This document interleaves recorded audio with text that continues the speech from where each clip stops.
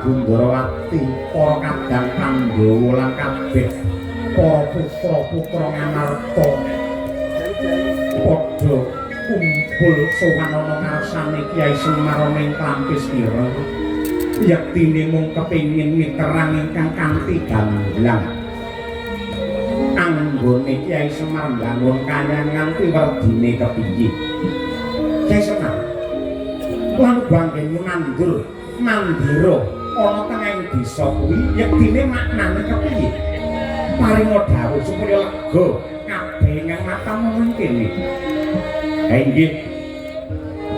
Sinuwun Puntadewa, sinuwun Ndarawati, Ndarawati lan sedaya kemawon kalilan kula matur sisih nuwun bumi samudra pangaksami.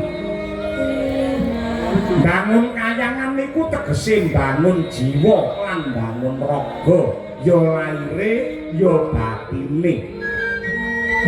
Monggo sakmangke sami mawas diri, ngresiki ati nek suci supados sedaya tebih saking bilahi.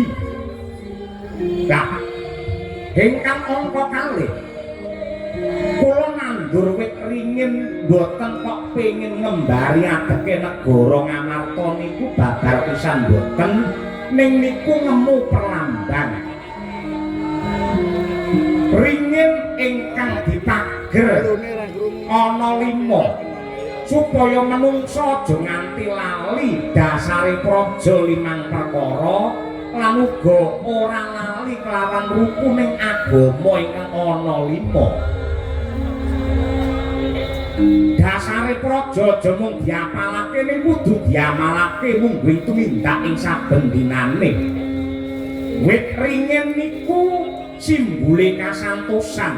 Ning kasantosan wau boten kangge sesongaran nanging kangge papan ingkang nentremake rasa, nentremake pikir, bisa ngayomi para kawula mbuh saka golongan apa, agamane apa, sukune apa, kabeh dipun ayomi kalian adeking wit ringin kala wau.